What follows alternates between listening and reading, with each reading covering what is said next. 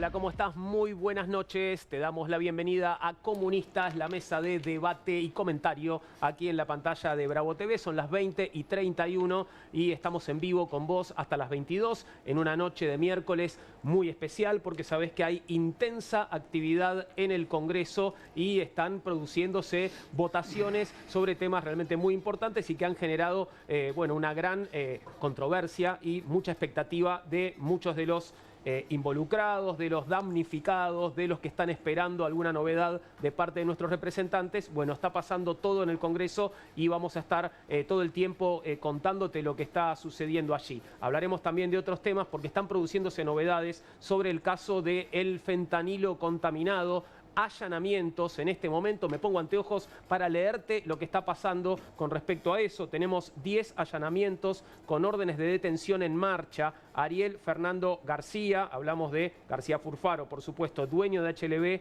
y Laboratorios Ramallo, sus hermanos Diego y Damián García, quienes junto a Ariel llevan el control de las actividades de los laboratorios, su madre, Nilda Furfaro, accionista y vicepresidenta de HLB, el director general de ambos laboratorios, Javier Chucran, los directores técnicos de Laboratorios Ramallo, Carolina Ansaldi y Víctor Boccaccio, y el director técnico de HLB, José Antonio Mayorano. Por último, los accionistas y autoridades del Laboratorio Ramallo, su presidente Horacio Talarico y su director suplente Rodolfo Labruciano. Estos allanamientos con órdenes de detención en marcha están a cargo de la Policía de Seguridad Aeroportuaria y de la Gendarmería Nacional. Esto está sucediendo ahora, por eso quería contártelo antes de abrir la mesa y presentar a los camaradas que me acompañan esta noche. Los vamos a recibir con el aplauso austero que corresponde a este programa.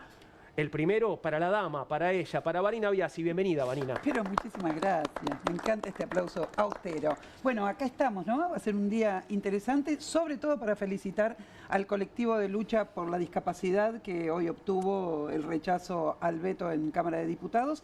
Y la verdad es que conociendo desde su origen a ese movimiento, se lo merece enteramente. Fueron a la calle, la pelearon y consiguieron este rechazo al veto presidencial. Fueron a la calle, enfrentaron a las fuerzas de la seguridad con mucha valentía. Totalmente. Se comieron toda la lluvia de anoche, en la vigilia. Exacto. La lluvia, el frío y tantas cosas más. ¿Sí? Así que nuestro respeto y admiración. Totalmente. Y ojalá que obtengan lo que les corresponde, ¿no? Totalmente. Esperemos que así sea. Saludo ahora a Omar Zanarini, es licenciado en Comunicación Social y está con nosotros por primera vez. Bienvenido, Omar. Muchas gracias, Juan, muchas gracias, Eduardo, Nahuel, Vanina, muchas gracias por el espacio. Y bueno, vamos a estar charlando un poquitito sobre cómo son las percepciones de lo que está sucediendo en nuestro querido país, que está bastante complicado al momento de pensar la política porque estamos siendo operados permanentemente. ¿Operados por quién o por quiénes? Podemos decir el poder real. Bien, perfecto. Paso a la derecha para saludar ahora a Eduardo Sartelli, doctor en Historia. Bienvenido, Eduardo. ¿Cómo estás? Bueno, muchas gracias por la invitación. Bueno, saludo a todos. Que sonó feo lo de a la derecha. Bueno. Sonó feo. Yo lo sé. Todo entre camaradas. Sí. Y vamos a tratar de aportar, como mi profesión lo indica, que soy historiador, ahora que los historiadores están de moda, una perspectiva de los temas que se discutan con cierta distancia. Perspectiva histórica. ¿Están de moda los historiadores? Sí, viste que ahora hay como historiadores que andan por aquí, por allá, Camila Perochena, esta, que... Bien, ok. Bueno. Por ahí me prendo en eso. A ver si así entramos, sí, claro que sí. Y finalmente saludo a Nau Bernués, economista. Bienvenido, Nau. ¿Todo bien? Muchas gracias. Buenas noches, Juan. Bueno, de todo está pasando en el país, en el Congreso, con el veto sí, veto no, que impacta fuertemente en el ancla del programa económico, el superávit fiscal. Tenemos los datos de actividad económica, de balanza comercial. En el medio, el central que hace una cosa un día, el siguiente hace otra. Así que no nos aburrimos. Desconcertante sería la palabra. La verdad que sí, okay. Es una buena palabra. Lamentablemente sí, porque en el mercado nos miramos y tratamos de entender qué es lo que está haciendo el gobierno y la verdad es que un día nos dice una cosa, hace otra, estamos todos buscando señales a ver dónde se estabiliza la tasa de interés en pesos, ¿no? Que es tan relevante para la actividad económica. Bien, vamos a entrar en el primero de nuestros temas, tiene que ver con la actividad del Congreso de hoy y lo que consideramos buena noticia, la buena noticia que se dio hasta ahora. Vinieron después otras que consideramos malas. Malas noticias. Malas noticias y ahora vamos a entrar en detalle. Pero hablemos de cómo empezó. Empezó bien la cosa, la mega sesión convocada por la oposición. Comenzó con un duro golpe para el gobierno de Javier Milei con el rechazo del veto presidencial a la ley de emergencia en discapacidad. La oposición reunió cómodamente la mayoría especial de 2/3 con 172 votos afirmativos, mientras que los libertarios y sus aliados sumaron 73 rechazos. Es la imagen que estamos viendo en este momento en pantalla. Hubo 2 abstenciones. La norma que actualiza aranceles de prestación por inflación y crea una pensión no contributiva equivalente al 70% del haber mínimo había sido aprobada con amplio consenso político, pero la Casa Rosada la rechazó por su alto costo fiscal. Más de 1.900.000 argentinos tienen certificado único de discapacidad vigente, según datos oficiales, a marzo de este año. Representan el 4,1% de la población total del país. La provincia de Buenos Aires y la ciudad de Buenos Aires concentran más de la mitad de los certificados emitidos, pero si se considera la tasa por cada 10.000 habitantes, la ciudad de Buenos Aires y la provincia de Río Negro son las jurisdicciones con más certificados únicos de discapacidad vigentes. Esto con respecto a esta noticia, pero actualizando la información de lo que está pasando en el Congreso, hay dos vetos que quedaron firmes hace un rato nomás, ¿no, Vanina? Quedó firme el veto jubilatorio. Ahora tendríamos que ver si están consiguiendo el quórum para continuar la sesión y que se aborde el tema moratoria. Pero la ley que tiene que ver con el aumento del 7,2 para recuperar lo que se perdió con el 25% de inflación de diciembre del 2023 y con el aumento del bono, que se llevaba a 115.000, creo que era, esa acaba de ser reafirmado el veto, digamos. Bien. O sea que prosperó la intervención del gobierno nacional ahí, que comenzó y que tuvo una sesión con varias crisis, no solamente la votación del rechazo del veto presidencial para la emergencia en discapacidad, sino también con la novedad de que se le fueron algunos de su bloque original y se conformó un bloque de 4 diputados con Pagano, Lourdes Urrieta de Mendoza, un diputado formoseño y el otro, no me acuerdo de dónde era. Los 4 rompieron el bloque original de los Escisión libertarios. libertaria. Exactamente. O sea, es un día de viudas de lo que han sido la conformación de listas, sin lugar a dudas, en todo el país para las elecciones de octubre. Eso también se notó en cómo votaron los del PRO, porque María Eugenia Vidal se abstuvo ahora en esta votación, en la otra se ausentó. Los Penato lo mismo, digamos, están ahí un poco actuando los que perdieron en la repartija de cargos electorales. Y no están demostrando demasiado compromiso, digamos, con los pueblo, temas de hoy. Olvídate. Claramente. Esa es la parte en que nunca se confunden. Digamos. Ahora, perdón por la duda, ¿qué pasa con el veto que cayó en diputados con respecto a la ley de discapacidad? ¿Tiene esto que confirmarse también en el Senado? Exactamente. Claro, nos falta que también en el Senado estén los 2/3 para sostener, para insistir, digamos, con la ley. ¿Y cómo la ves para el Senado? Vivimos en un país que finge una división de poderes y una representación parlamentaria, etcétera, pero después es más costoso desarmar acciones del Poder Ejecutivo que armar una ley, efectivamente. Y esto tiene que ver con todo un historial, ¿no? Yo les recuerdo que se había planteado la derogación de la ley de tratamiento de los DNU, porque por esto que les digo, que es más difícil hacer una ley que el Poder Ejecutivo termine haciendo decretos, y finalmente todos abandonaron ese camino porque todos quieren reservarse para sí que su Poder Ejecutivo, cuando les toque, finalmente pueda hacer decretos que terminen tirando por la borda las leyes del Congreso. Esto es un poco la dinámica que hay. Ahora, ¿cómo sigue? Ahora tendrían que ver si consiguen el quórum para tratar moratoria, que yo creo que no lo van a conseguir, pero esto está transcurriendo en este momento. Discapacidad tiene que ir al Senado de la Nación. Esto es todo un enroque complicado que está ocurriendo. El Senado de la Nación, mañana, que tampoco sé qué pasó exactamente en la labor parlamentaria del Senado, porque estábamos atendiendo diputados, mañana tendría que tratar los decretos que ya tuvieron rechazo en la sesión pasada del 12-0, vamos a decir, de diputados. Y acá hay un tema. Ayer se trataron la ley de financiamiento universitario y la ley de emergencia pediátrica. ¿Qué pasa? El reglamento del Senado es diferente al de la Cámara de Diputados. Entonces, si los temas se tratan en comisión y tienen que entrar 7 días después en el Pleno del Senado. Si entran antes, es tomado como que no tuvieran dictamen de comisión y requieren 2/3 de los votos para ser incorporado al tratamiento. Si mañana finalmente hay Senado y tratan los decretos que tendrían que estar rechazándose, lo que va a ocurrir es que quizás algún bloque mete los temas para aprobar a ver si tienen los 2/3. Digo, por lo menos de lo que escuché ayer en comisiones, puede ser que pase finalmente eso. Y si no, se trata directamente la semana que viene con un ingreso sin requerimiento de mayoría especial de la Ley de Financiamiento Universitario, de la Ley de Emergencia Pediátrica. Que ya tienen media sanción de diputados. Exactamente, y posiblemente algún tema de estos que se trata hoy, como por ejemplo la emergencia en discapacidad.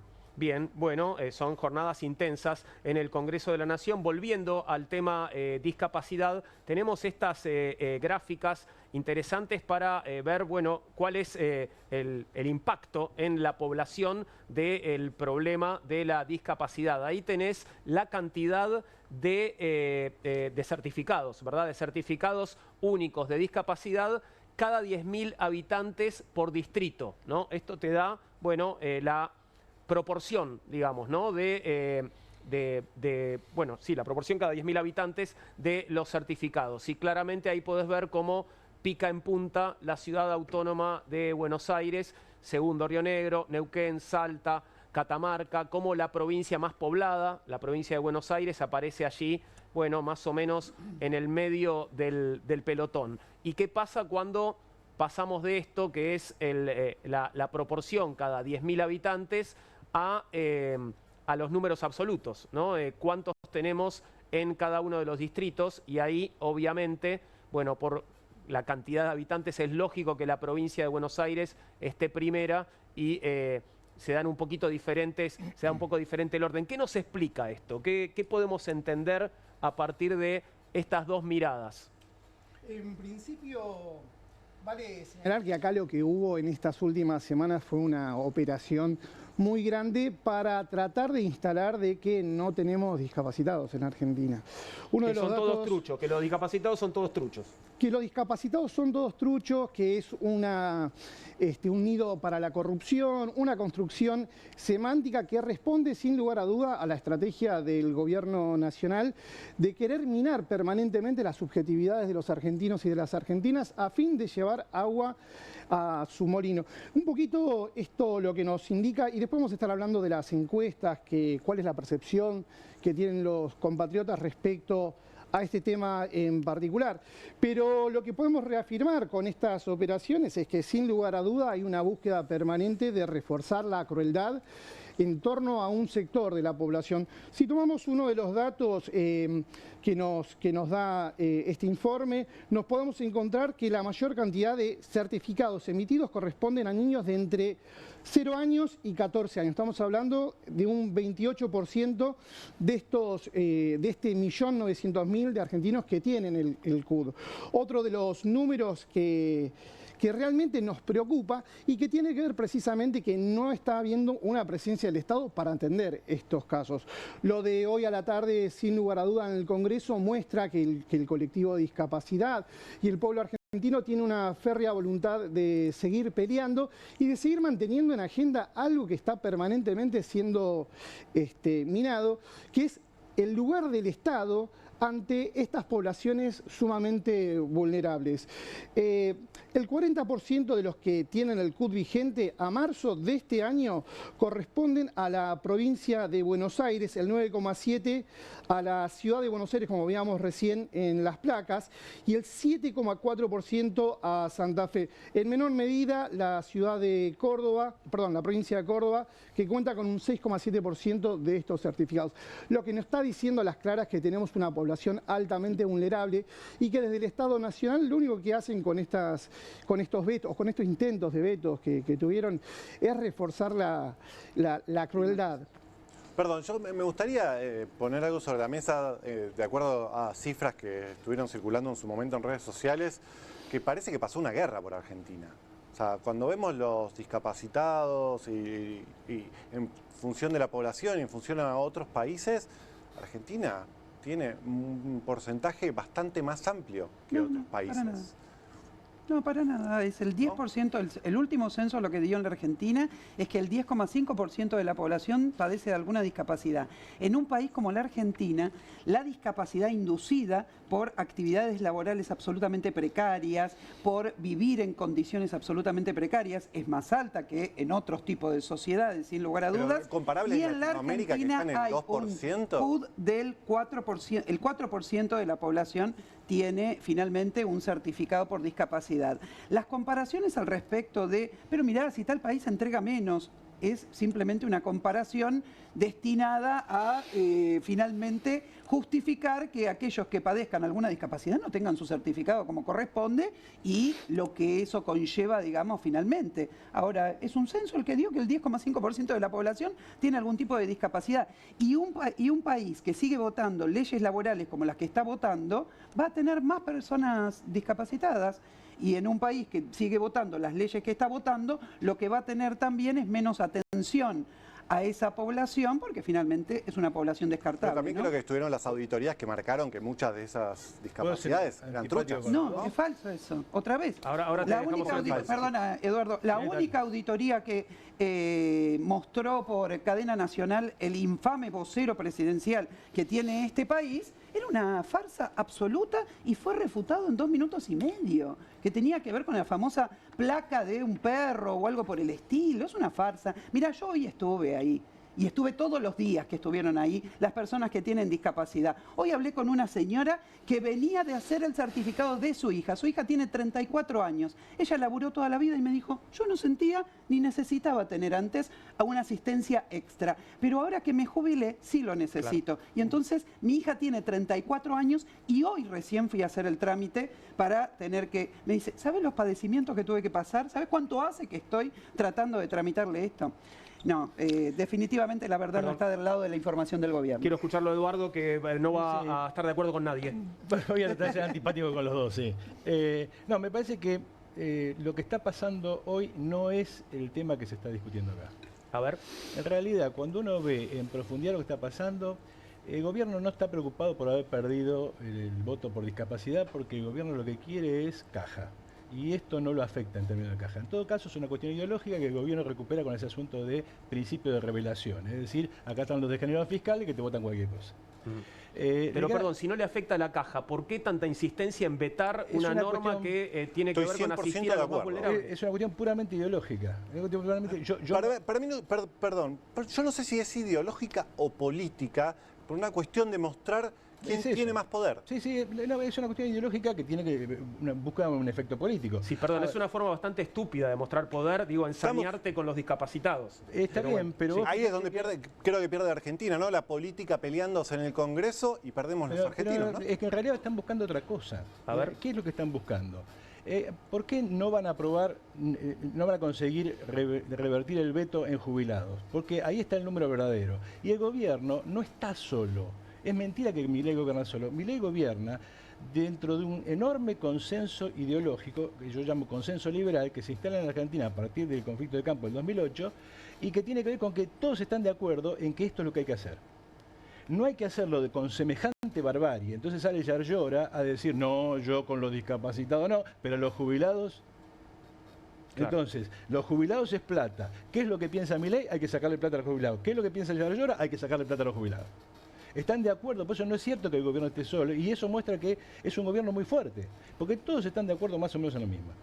La pregunta y la intervención que hacía recién Nahuel era, ¿es cierto que hay discapacitados falsos?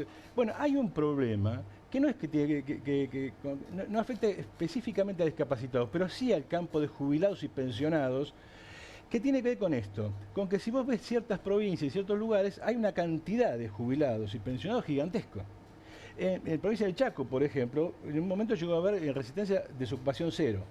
¿Y cómo podía haber desocupación cero? Porque jubilaban a todo el mundo y pensionaban a todo el mundo. Ahora, ¿eso qué está demostrando? Históricamente en la Argentina se viene amontonando una masa de población que el sistema social en el que vivimos no puede sostener. Dicho de otra manera, población sobrante. El capital en la Argentina no tiene nada que hacer con ellos. Van desde desocupados plenos gente en las peores condiciones hasta gente que hoy está en las apps tratando de hacer como que trabaja mientras sobrevive. Buena parte de esa gente, la lucha de los años 90, que terminó en el 2001, logró ¿qué? Un seguro a la desocupación, que no asumió la forma de seguro a la desocupación como podría ser en un país como Inglaterra, Francia, sino que asumió la forma de plan, empleo estatal innecesario o jubilación anticipada, que está reflejando ¿qué? Que en la Argentina el problema que tenemos es que hay una masa gigantesca de la población que para el sistema social está de más. Y la política del gobierno y lo que el gobierno está discutiendo hoy es que la decisión que han tomado, y este consenso liberal tiene como elemento clave, es esa gente que se arregle. Esa gente no tiene lugar acá y por lo tanto que se muera de hambre. Después, si podemos sacarle a los discapacitados, a los jubilados o a cualquier otro, da exactamente lo mismo. La idea es, en la Argentina sobran 20 millones de habitantes, que se mueran. Para la Argentina que viene, para Belindia, o sea, veamos a un país que tiene un porcentaje de la población enganchada en el agro, en la minería, en el petróleo, que va a vivir como en Bélgica. Y el resto de la población va a vivir como en la India. Y a eso vamos. Y eso es lo que se está discutiendo hoy. Entonces, lo que Nahuel dice puede tener visos de realidad en algún aspecto, por ejemplo, cuando vos ves, qué sé yo, jubilaciones, pensiones, ese tipo de cosas. Pero en realidad, el problema no es ese, no es si está bien o está mal. No es si está bien o está mal que haya moratoria. En un país donde la mayor parte de la población de trabajadores está en negro, ¿cómo no va a haber moratoria? Claro. Basta con sacar la cuenta de la plata que se han ahorrado los patrones por no aportar a las cajas jubilatorias para darse cuenta del gigantesco robo que esa gente ha sufrido. Entonces, ¿cómo no va a haber moratoria? Ahora, la pregunta es, ¿se resuelve con una moratoria? Y esto es lo que tenemos que pensar. ¿Qué país queremos? Porque no se resuelve con una moratoria. ¿Cómo se resuelve?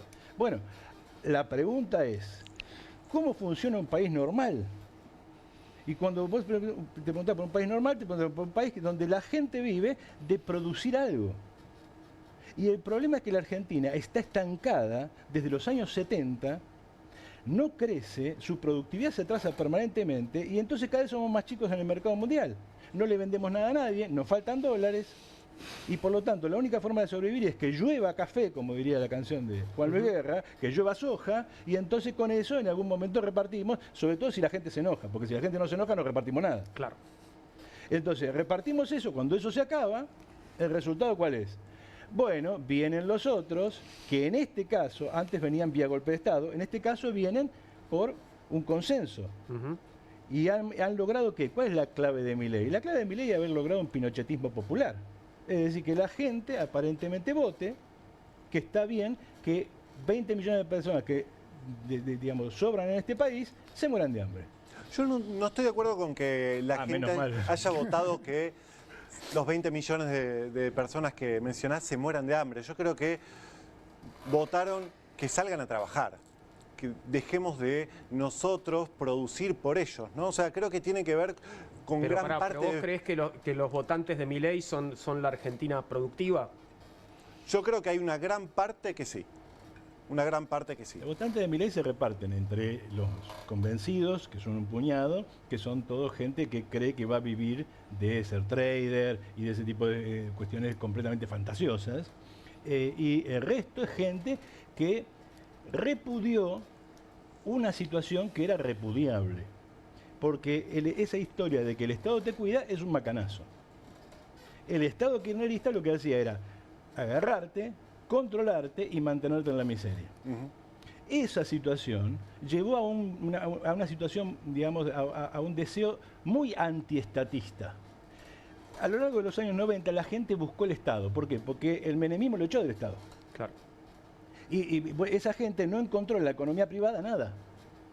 Como la echaron del Estado, que dijo, bueno, como reflejo, acá alguien me tiene que, sobre todo la gente que estaba desocupada.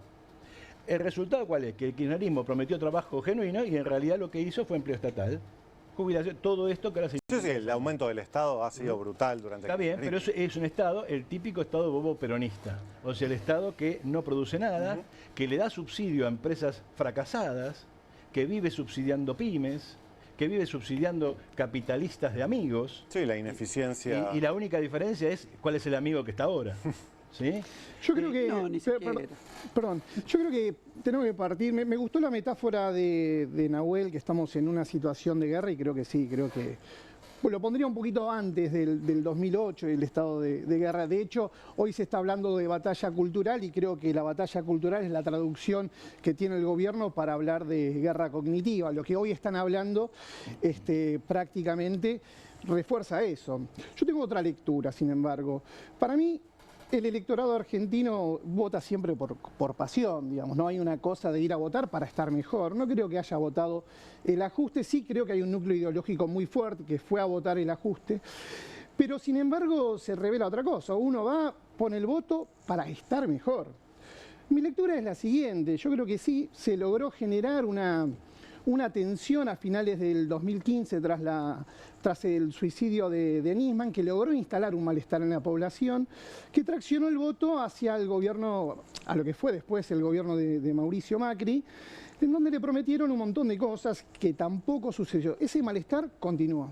2017, elecciones de medio término, el pueblo vuelve a reafirmarlo en su elección al gobierno de Macri, y en el 2019 ya se da cuenta que no era por ahí. Se prometió asado, se comió polenta. Lo votaron al gobierno de Alberto y Cristina, tuvimos 2 años de pandemia, no se resolvió absolutamente nada, y apareció un personaje que nace de las redes sociales afirmando que para que, un discurso que lo tendríamos que tener el campo popular, que para que esto cambie hay que reventar todo, pero no hay que reventarlo así, hay que hacer realmente una revolución. Él prometió, no reventar a la gente. No reventar a la gente. No, digo, porque como decía Nahuel, estamos ante una guerra y él ve, lo que observo, a quienes no piensan como él, como un enemigo. Claro.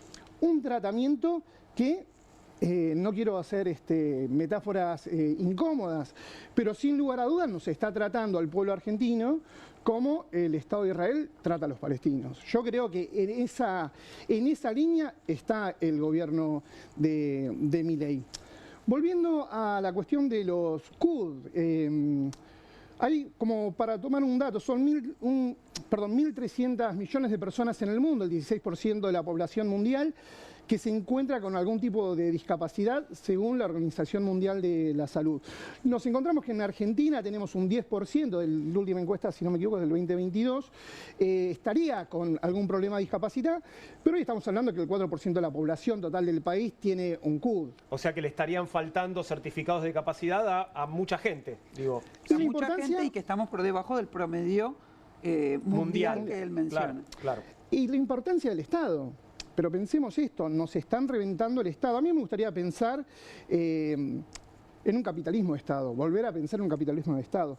Nos prometen permanentemente políticas económicas para que venga la inversión extranjera nunca llega. Y cuando vienen capitales es para la bicicleta financiera y que se la fuguen. Yo creo que debemos, en esta idea de lo ideológico, porque nos proponen una batalla ideológica, asumir y decir, bueno, volvemos a un capitalismo de Estado, porque también lo que nos está habilitando Javier Milei, que es cuando el campo popular vuelva o intente llevar adelante su programa, yo creo que van a utilizar el mismo modelo que está llevando adelante Javier Milei. ¿Qué quiero decir? Ir por todo. Hay una cuestión de tibieza. Sí, hay que dar concesiones a la burguesía nacional. No creo que haya que dar concesiones a la burguesía nacional. Sin embargo, se vive dando concesiones. Bueno, yo creo que es el momento de pensar nuevamente un Estado capitalista, o mejor dicho, un capitalismo de Estado que ponga a producir. Hace falta producción, sin lugar a dudas. Hace falta chimeneas. ¿Quién va a poner la plata para las chimeneas si no es el Estado? Ya tuvimos eso y no funciona. Y lo tuvimos durante décadas y no funcionó. ¿Chimenea? No, el capitalismo de Estado. Y justamente creo que Milei gana por eso, porque la gente votó que no quiere capitalismo de Estado, que quiere un Estado más chico. Pero ¿dónde están las fábricas que sostiene el Estado? ¿Podemos hablar de los subsidios, si es o no capitalismo de Estado? Yo creo que están haciendo falta. Volver a pensar, no me digan nostálgico, pero poder volver a pensar fábricas nacionales, una fábrica nacional de alimentos. La plata del país entra por un solo lado. Digo, vos sos economista, me lo podés explicar mejor. Viene de afuera el dinero. nosotros tenemos que volver a pensar cómo nos hacemos cargo de la producción agropecuaria y por qué no pensar en una fábrica nacional de alimentos, donde nosotros produzcamos nuestros propios alimentos y pongamos eso al servicio del conjunto. Bueno, en algún momento se habló de soberanía alimentaria, existe. estaba aquel momento en el cual bueno, se podría haber expropiado Vicentín y no sucedió, ¿no? Digo, ¿a eso te referís? Por ejemplo, ¿eso podría haber sido un proyecto posible? Yo creo que eso hay que traicionarlo. Nosotros hoy estamos acostumbrados a una democracia formal. El que gana, no importa cómo llegó, determina la política. Traiciona su mandato, muchos han traicionado su propio mandato. ¿Tuvimos esos ejemplos? Yo creo que sí, lo tuvimos. Ahora, precisamente porque tuvimos esos ejemplos, se produce, entre otras cosas, el 2008, si querés, y si nos vamos más atrás, se produce el 76. Y si nos vamos más atrás, se produce el 55, porque estamos hablando de sectores retardatarios de la sociedad argentina que no quieren un Estado que piense en su propia población. Que no es esa la historia. La historia es la de un Estado que subsidia a esos personajes que vos defendés. Y que esos personajes simplemente... ¿A quién defiendo, perdón? Y cuando vos hablas de capitalismo de Estado, eso remite inmediatamente a Argentina, al peronismo. Y el peronismo en la Argentina ha sido una máquina de subsidiar a burgueses, uno peor que otro. Pero es en el marco en donde vos pensás en una estructura de capitalistas y proletarios. Estamos insertos en relaciones internacionales en donde la Argentina cumple una función de semicolonia. En la semicolonia vos tenés una formalidad democrática en donde todos los actores juegan para la extranjería. Podemos volver a pensar... Pero los que manejan el país son todos argentinos. Macri es argentino. Nativos. Yo diría nativos. No, pero son... Yo diría natives, ¿no? Como dirían los británicos. Esto es la británicos. burguesía argentina. Estos son los explotadores. Estos son los enemigos de los trabajadores. No viene el extranjero a hacer cosas. Pero lo tenemos con a Milei, nosotros. lo tenemos a Macri. Claro que no viene. Además, los argentinos votan. Este es un país soberano. No es cierto que este sea una colonia. Es la formalidad. No dije colonia, dije semicolonia. No importa, en donde la formalidad es ir a votar, en donde el pueblo no ha dado el clavo con Sartelli y le dijo semicolonia. No, yo quiero decir dos cuestiones que creo que son para desarrollar bastante, pero voy a hacer polémica con todo. Sí, pero cerralo porque quiero ir a otro tema. Breve. Sí. No, simplemente decir lo siguiente. Miren, hoy tener una empresa alimenticia en la Argentina que compita, digamos, y de alguna manera rompa el monopolio que existe en la Argentina respecto de la producción alimenticia, es prácticamente, digamos, hacerle un desafío revolucionario a un capitalismo que no está dispuesto en absoluto a llevar adelante un esquema de esas características. No es que en la Argentina no hay producción, porque resulta ser que finalmente hubo gente que decidió no producir. ¿Dónde está la burguesía nacional? ¿Dónde está? Yo le pregunto a todos los peronistas, en general me los cruzo y le digo, ¿dónde está la famosa burguesía nacional que supuestamente era la razón de existir de la Argentina y por lo tanto y que iba a tener un choque con el imperialismo y entonces iban a pasar cosas maravillosas desde el punto de vista de la política, pues íbamos a juntar los trabajadores con esa burguesía nacional que iba a defender los intereses nacionales y íbamos a ser felices? Mentira, todo mentira. No existe, 16.000 empresas cerradas, todos calladitos de la boca reciclándose para la importación. Si hay que hacer algo con Vicentín porque le debe 300.000 millones de dólares al Banco Nación, nadie hace nada y a ver si todavía alguien se ofende si hace algo. Entonces, yo lo que quiero decir que estamos en el mejor momento para pensar en una salida anticapitalista.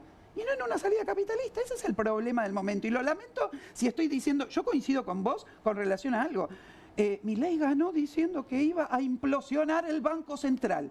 El principal instrumento con el que hoy está manipulando la economía argentina e interviniendo desde el Estado, ¿sí? Él había dicho en campaña electoral que lo iba a implosionar. Entonces, ¿qué quiero decir con esto? Nuestra audacia tiene que pasar por el hecho de admitir que en la época de las guerras comerciales a nivel internacional, en la época del choque comercial entre Estados Unidos y China, etcétera, lo disruptivo y lo realmente realista en esta realidad es hablar de una salida anticapitalista y no de una salida capitalista, porque si no serán los trillonarios, serán las guerras para conseguir los mercados, que es hacia donde estamos yendo. Es la guerra de Ucrania, es Rusia, es la intervención de Estados Unidos para reventar al pueblo palestino y finalmente tener el enclave que necesitan con Israel en Medio Oriente. Entonces, creo yo que tenemos que pensar un poco eso. Te cerré el tema. ¿Puedo cerrar? Sí, por favor, gracias. Sí, okay. Yo creo que eso no funcionó en ningún lugar del mundo y ya está más que claro y que la salida es por el capitalismo. Lo que no funciona es el capitalismo, ¿no? Por favor. Creo que... te dejé hablar. Creo que el capitalismo lo podemos ver en los países del sudeste asiático que hace 20 años estaban en la miseria Ahora el y hoy sudeste asiático. tienen el PBI per cápita más alto del mundo, ¿sí? Eso es capitalismo, algo que No te lamentablemente gustaría en la Argentina no vemos hace más de 100 años. ¿No te Sí. hubiera gustado vivir en Corea cuando pasó? Tal cual. Y no hubiera sido defensor de ese régimen. Bueno, Bien, Salida capitalista, por favor. ok.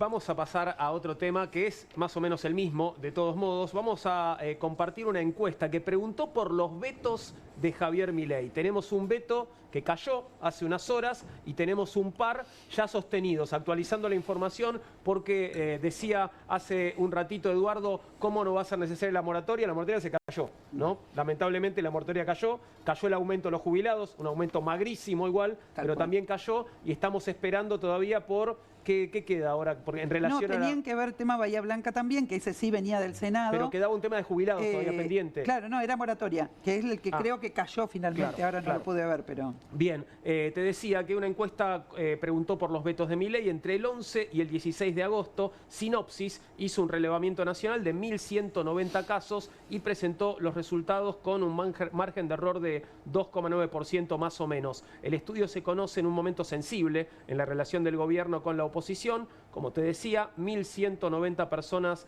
a nivel nacional, modalidad online para esta encuesta que evaluó cuál es la percepción sobre la resolución de Milei de vetar proyectos clave para distintos sectores. A ver, ¿podemos compartirla, por favor? Encuesta sobre los vetos de Milei a jubilaciones y discapacidad. Aquí la pregunta, bueno, agrupó los dos vetos, ¿no? Si fuera presidente, ¿qué posición tomaría en relación a la ley de recomposición del salario de los jubilados? No la vetaría y evaluaría otros recortes, es la posición mayoritaria, un 44,4%. No la vetaría y evaluaría subir el gasto, 23,6%. Vetaría la ley para no subir el gasto, es un 27,2% y hay un no sabe, no contesta de 4,7%. No sé qué leen ustedes aquí, pero ese rojo que está a favor del veto para no subir el gasto es un número no tan alto, es un número que es un poquito más chico que esa especie de núcleo duro que le atribuimos al mileísmo que ronda el 30%, ¿no? Sí, yo creo que de ahí lo que vemos, el número más relevante es que el 70% no está dispuesto a subir el gasto. Y creo que eso es un cambio de pensamiento de la Argentina. Está Yo te sumando diría- el 44 y el 27, ¿no? Exacto. Interesante. Todo menos el azul. Sí. Creo que eso hace 5 años era impensado. Y es gran parte de lo que vemos también en las urnas y en el apoyo que todavía tiene Milei. También podría decirte, así como eso que decís es cierto, basándonos en este gráfico, que también hay un 70% que no está de acuerdo con el veto. Claro, ¿no? exacto. Digamos, son como dos lecturas que podemos hacer del mismo sí, gráfico, sí, sí. ¿no? Sin lugar a el núcleo dudas, duro, ¿no? digo, podemos decir el vaso medio lleno, el vaso medio vacío. Lo que refleja un poquito la encuesta es un poco la percepción que tiene el pueblo argentino de que el veto no va. Yo creo que lo que resume es eso.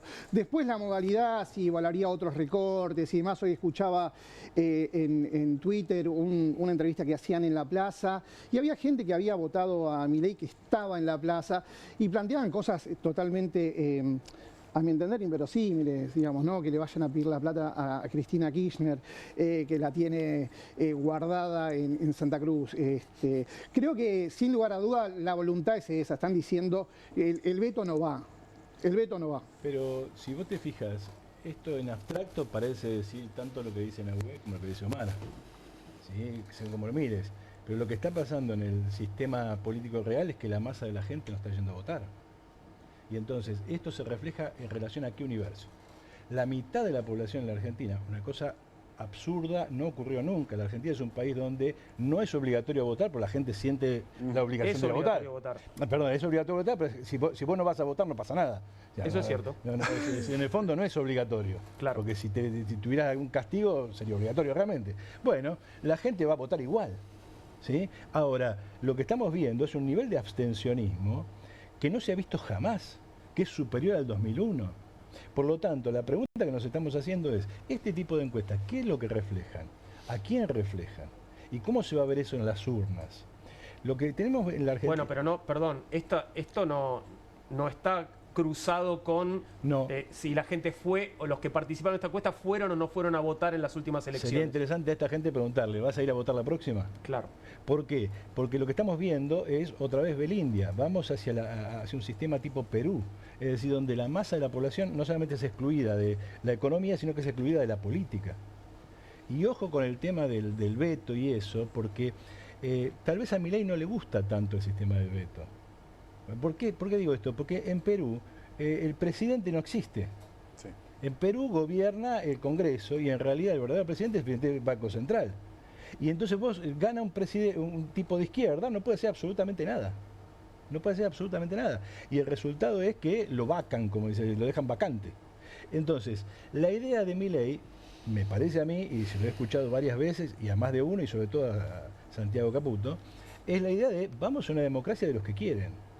O sea, una democracia del 50%, y que voten ahí como en Estados Unidos, y el resultado es que vamos a una masa de población excluida de la economía, excluida de la política, excluida de la cultura, excluida de todo.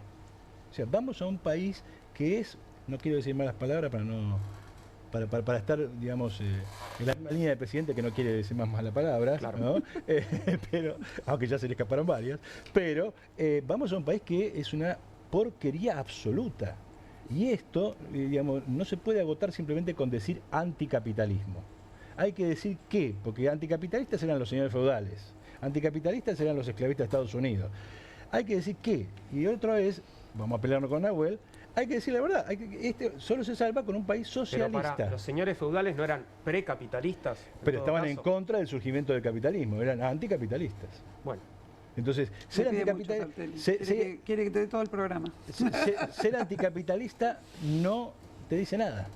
Y eso es un problema. Cuando alguien está proponiendo una salida capitalista, ser anticapitalista en estas circunstancias te dice cosas. No. Yo estoy de acuerdo absolutamente, y es una batalla política que libro cotidianamente, digamos, en que obviamente lo que tenemos que decir con claridad es hablar de socialismo, hablar de otra estructura social, hablar de terminar con la burguesía, sus intereses y por qué el mundo se mueve de esta manera. Quiero decir, sin lugar a dudas, pasa por ahí. Pero decir anticapitalista es decir un montón de cosas. Por eso saltó Nahuel.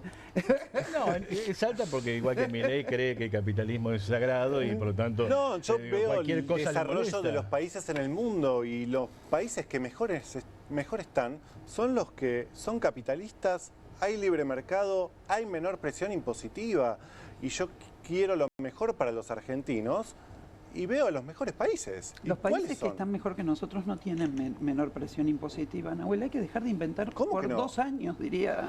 Anda a Mónaco. Por favor, Anda a anda la Mónaco, presión anda a impositiva que Singapur. tiene. Pero el problema, Nahuel, es que vos asumís... Anda a Irlanda. Pero vos asumís un nosotros que pareciera que, digamos, somos todos los que vivimos en Recoleta. No, en yo Puerto creo... Madero. Digamos, pero- cuando vos ves esos países que vos admirás, para la masa de la población son reverendas porquerías. Anda a Estados Unidos, Pero anda para, a Chicago, para, anda a para Detroit. mí Estados Unidos no es el referente del capitalismo moderno, lo veo más un Irlanda, un Singapur, otro tipo de países donde la pobreza es prácticamente inexistente hoy en día. Y eso es lo que creo pero que en es lo mejor Singapur para no la existe el Argentina. capitalismo de libre mercado, como vos decís. Singapur es un puertito con una locación muy especial en la cual el Estado hace absolutamente todo. El Estado hace las casas, el Estado hace... Es más, el Estado hace las industrias. Es decir, si vos querés hablar de capitalismo, iniciativa privada, etcétera, etcétera, no hables de Singapur. Yo hablo Y de países desarrollados donde el capitalismo y Singapur no es un país desarrollado, pero Singapur es esto. Vos no podés comparar a Argentina con Singapur. Es como que me no digas... tiene nada que ver. Estamos de acuerdo ahí. Bien. Nada que ver. Podemos avanzar con la encuesta porque tenemos más. Fíjate, si fuera presidente, ¿qué posición tomaría en relación a la ley de emergencia en discapacidad? Aquí estamos yendo ya proyecto por proyecto. En la placa anterior teníamos, bueno, juntos, jubilaciones y discapacidad. Bueno, bien, no la vetaría y evaluaría otros recortes, 43,4%, no la vetaría y evaluaría subir el gasto, 31,1%, vetaría la ley para no subir el gasto. Fíjate que acá se achica la cantidad de gente que vetaría la ley para no subir el gasto, pierde 6 puntos, ¿no? Con respecto a la otra que englobaba, y el otro permanece, bueno, crece un poquitito más, obviamente, él no la vetaría, pero evaluaría subir el gasto. Y ahora estamos con la ley de financiamiento universitario. Bueno, aquí crece el número de quienes vetarían la ley para no subir el gasto No me quieren pagar el salario. no te quieren pagar el salario, evidentemente, Vanina, y no la vetaría y evaluaría subir el gasto, tiene un 30%. Bueno, acá crece un poco, se ve que hay como un poquito menos de empatía con el financiamiento universitario que con los discapacitados, ¿no? Totalmente. Y aquí vamos a lo que tiene que ver con la ley Garrahan. Y ahí fíjate que vuelve a bajar, en este caso, vetaría la ley para no subir el gasto, pasa al 25,9%. Y en este caso es el caso en el que es más alto, el no la vetaría y evaluaría subir el gasto, ¿no? Digamos, parece haber problemáticas con respecto a las cuales los encuestados están más dispuestos a que el Estado gaste más plata, ¿no? Aquí los podemos ver comparados. Fíjate, esto es interesante, ¿no? Apruebo el financiamiento universitario, la recompensación de jubilaciones, emergencia pediátrica y emergencia en discapacidad. No apruebo. Estamos hablando aquí de los vetos, sino de las leyes. Entonces, cuando dice apruebo, es apruebo el veto. Y cuando dice no apruebo, es no apruebo el veto, ¿sí? Y claramente el veto más desaprobado o desaprobable de todos sería el de la emergencia en discapacidad, que efectivamente ya cayó, ¿no? Tomando un poquito, ¿no? Es una encuesta, la relatividad del dato Perdón, Omar, objetivo. no cayó, falta el Senado. Perdón. Eso. Gracias, que cayó por la mitad, esperemos que caiga en el Senado. Ahí, digo, es la relatividad del dato objetivo, más o menos todos coinciden. Hubo una encuesta el año pasado que se hizo después de la gran marcha federal universitaria, que preguntaban también en dónde, cuáles eran las instituciones más creíbles. La universidad apareció como primero. Sin lugar a duda, lo que ha preguntado esta encuestadora son son temas sensibles de cara a la población. Y más o menos han respondido en los mismos tercios. A excepción de universidad, ¿no? Que se va en el no apruebo en el 62% y el apruebo en 33%. Con respecto a discapacidad, emergencia pediátrica y jubilaciones, son temas muy sensibles que creo que el gobierno nacional no se dio cuenta lo que implica, porque somos un pueblo ante todo muy solidario y ante la cuestión de los pibes, de los discapacitados y de los viejos, el pueblo argentino siempre se va a solidarizar. Creo que no lo toma en cuenta el gobierno nacional. Si nosotros podemos proyectar esto, yo creo que imposible proyectarlas a las elecciones, también por lo que señalaba Eduardo recién, pero yo creo que si Milei sigue con esto, yo creo que va derecho a una derrota. No sé si ahora en septiembre, puedo equivocarme, pero sí en las de octubre. No me animo a apostar, pero creo que si sigue sosteniendo esto va a seguir perdiendo apoyo de la población. ¿Cómo interpretar este intento de hoy por la mañana del vocero presidencial de, no sé, calmar las aguas, anunciando de una forma muy rara que estaban evaluando algún tipo de... ¿Cómo? Un aumento a los prestadores. Un aumento a los prestadores en discapacidad, ¿no? Bueno, cuando el Congreso estaba a punto de voltear en diputados al menos el veto. ¿Cómo se interpreta? ¿Te puedo decir algo? Sí. La política es tan berreta, todo es tan berreta, chicos. O sea, quiero realmente sacarle un poco, porque uno dice, hay una estratega detrás, ¿entendés? Entonces, estaban desesperados. Entonces te ofrecían ATNs por acá, las cajas jubilatorias para la comunicación y las cajas jubilatorias, etcétera. Y entonces ahí debe haber tenido una conversación con uno y dijo, bueno, está bien, dale, digo públicamente que voy a hacer algo con el sector de discapacidad, que es el más sensible porque ellos leen esto también, etcétera. Entonces algún gobernador le dijo de sí que vas a hacer algo para que yo pueda ausentar a mi diputado o hacer tal cosa, porque yo les digo, las cuestiones jubilatorias, por ejemplo, se ausentaron gente de Unión por la Patria, María Eugenia Vidal estará muy ofendida, pero con lo que hizo finalmente habilitó para que la jubilación no saliera. Pero quiero decir eso, quiero transmitirle a la gente lo berreta y la baja calidad política que hay en los debates que tenemos actualmente. ¿Por qué es eso? Porque tenemos una clase política que está dispuesta a venderse por 2,50 pesos. Se acabó. Y cuando vos tenés un interlocutor que, ¿cómo te arreglo? ¿Con argumentos o te arreglo finalmente con que saco de la billetera la guita que el Estado tiene para esas cosas y actúo para comprarte? Listo. Los cuaders de la vida son lo común en la política hoy. Ahí yo quiero tomar lo que mencionaba Vanina con lo que mencionó más recién, con respecto a que esto quizás puede perjudicar al gobierno, al oficialismo en las elecciones. Yo lo veo del otro lado. Yo veo esto que menciona Vanina. La población está harta de la política. No quiere saber nada con la política.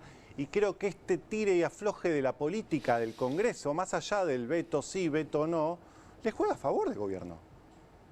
El ruido político les juega a favor. Pero los que están hartos de la política no son los que eventualmente no van a votar. No sé, yo creo que el relato que instaura el gobierno ayuda a que el que no quiere la política actual o el que desprecia la política de la Argentina de las últimas décadas, va y los vota al oficialismo porque vende mejor su relato, me parece. Y aprovecha el quilombo de la política a su favor.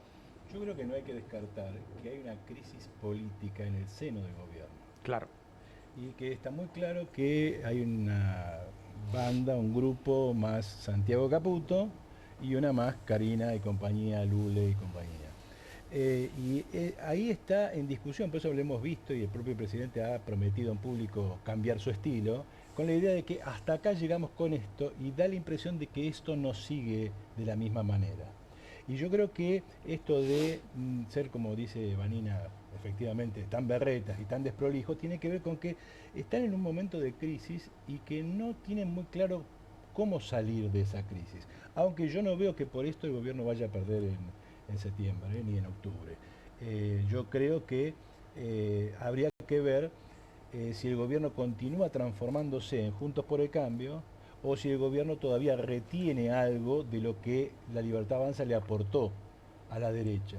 La Libertad Avanza le aportó a la derecha una especie de épica popular, eso que yo llamo pinochetismo popular, ¿sí?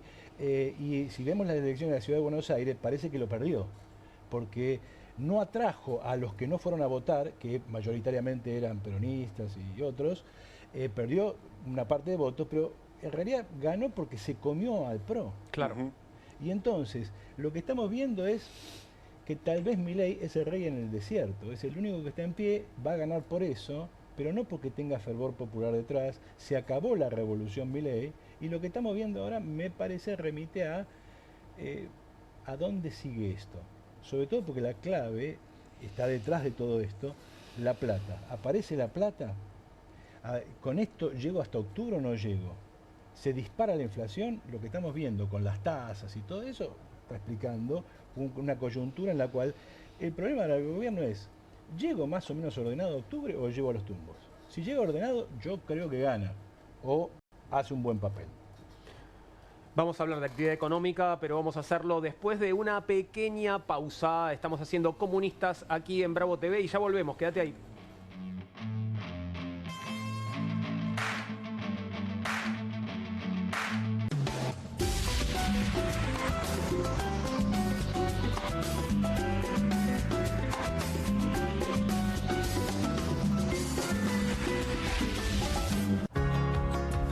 En casa lo cuido yo y afuera lo protege Spadol. Porque la mayor cantidad de infecciones ocurren a través de las manos y solo Spadol con su fórmula superior te provee de 12 horas de protección, asegurándote que tu familia permanezca protegida y vos sin preocupaciones. Spadol, protección que te acompaña. Díganle hola a Pillow Cube Kids, el compañero de juegos para todos los días y la almohada mullida para todas las noches. Los Pillow Cube Kids son juguetes abrazables y apretujables que aportan imaginación y diversión a la hora de jugar. Después, a la hora de la siesta o a la noche, se desdobla para hacer una almohada de tamaño regular. Es juguete y almohada, todo en uno. Pillow Cube Kids tiene la cantidad justa de suavidad para darle soporte a la cabeza de los chicos. Así duermen profundo y sin dar vueltas. Al gato mimoso le encanta leer con vos. Este divertido tiburón te va a cuidar en la luz y en la oscuridad.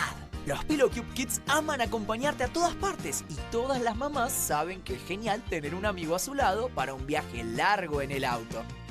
Como los Pillow Cube Kids son cuadrados, son la almohada más cómoda y suave que podés tener en cualquier lugar para dormir mejor. Apilalos de a uno o de a dos. Los Pillow Cube Kids aman dormir la siesta y jugar con vos. Hay un Pillow Cube Kids esperando para dormir y jugar con vos por un increíble precio especial. Cada Pillow Cube Kids se vende por separado y tenés que ser mayor de 18 años para realizar esta compra. Escanea el QR, ingresá a nuestra página web o llama al teléfono en pantalla. No demores más. Descubrí los productos más novedosos y exclusivos en tvcompras.com. No pierdas tiempo.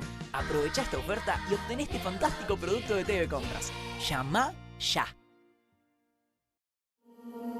QR, con la conducción de Paulo Caruso y gran equipo. La síntesis del día para un público que valora el periodismo crítico. QR, de lunes a viernes a las 22 por Bravo TV. Estudia en la Facultad de Comunicación y en la mayor redacción de América. USBA, Universidad del Sur de Buenos Aires. La Universidad del Grupo Perfil. Licenciatura en Comunicación Periodística. Licenciatura en Comunicación Institucional. Títulos con reconocimiento oficial y validez nacional. Inscribite a las reuniones informativas en universidad@perfil.com. Aprende comunicación dentro de un medio de comunicación. USBA, Universidad del Sur de Buenos Aires. En Mendoza, cuando queremos decir que algo es muy rico, decimos manso asado. Mendoza. Manso destino. Hay una casta superior que es los periodistas que si mienten, calumnian, injurian y dicen cualquier cosa. ¿Tenés ahí los nombres de los periodistas que tengo que meter en cana? No nos tomamos esto a la joda, como esos periodistas mentirosos. Y dentro de la cancha vale todo, que la vayan a buscar, la tienen adentro. Soy un abanderado en la batalla cultural, pero los imbéciles con déficit de IQ doméstico, ¡ay, no, miedo! Mientras que los imbéciles de los periodistas... ¿Sabes la cantidad de periodistas que tengo para mandar a la hoguera? Las mentiras de los medios. Y periodistas ensobrados, operadores, basuras. No me vengan con que son inocentes. No digo que sean tan malos como los periodistas. Digamos, raya el mal gusto propio de cerdos. Creo que es una ofensa decirle periodista así. Milei odia al periodismo. Nosotros amamos al periodismo. Suscríbete a perfil.com.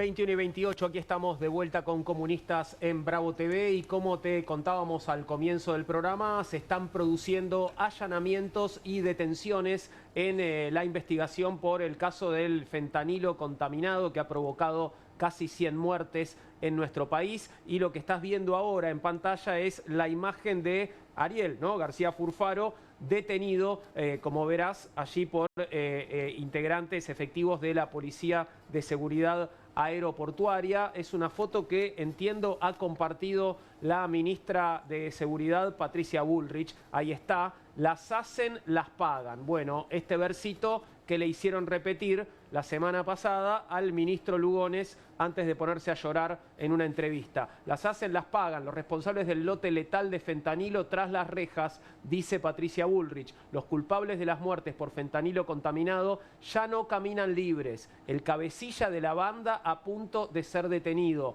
La Gendarmería y la Policía de Seguridad Aeroportuaria hicieron un operativo impecable a pedido de la justicia. Se acabó la impunidad. Ahora deberán responder ante la justicia frente a las familias y a toda la sociedad, dice Patricia Bullrich hace un rato nada más. Por otro lado, te cuento, la Federación de Profesionales de la Salud denunció que la crisis del fentanilo podría haberse evitado y reclamó la renuncia del ministro Mario Lugones y la creación de una comisión investigadora en el Congreso. Desde los medios más amigos incluso del gobierno también salieron a pedir la denuncia del ministro. Desde Alejandro Fantino hasta Eduardo Feynman criticaron duramente la labor de Mario Lugones y pidieron públicamente que diera un paso al costado, en tanto que el jefe de gabinete, Guillermo Francos, salió a defenderlo públicamente. Aseguró: el ministro no renuncia porque no tiene responsabilidad. Le pregunto aquí a la mesa y a mis camaradas de esta noche,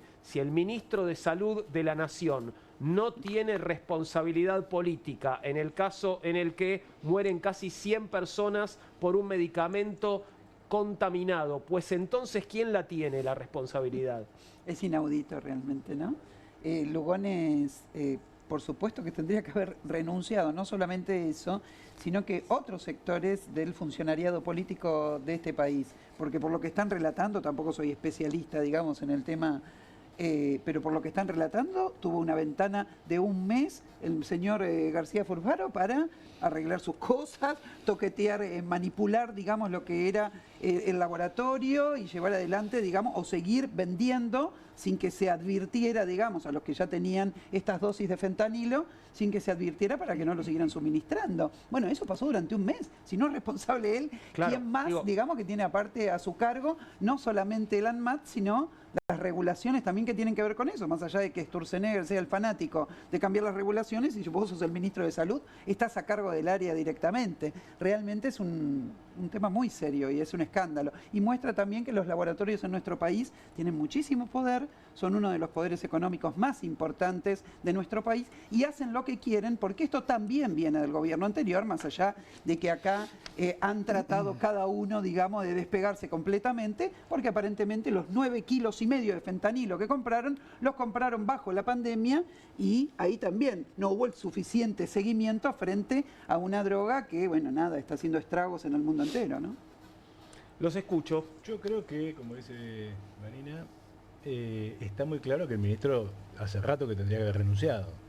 Lo que sorprende un poco es que los miembros del gobierno se lo estén pidiendo ahora la renuncia, lo que demuestra otra vez este asunto de hay una crisis interna en el gobierno, hay algunos que están por sostener esto y hay otros que están por voltearlo.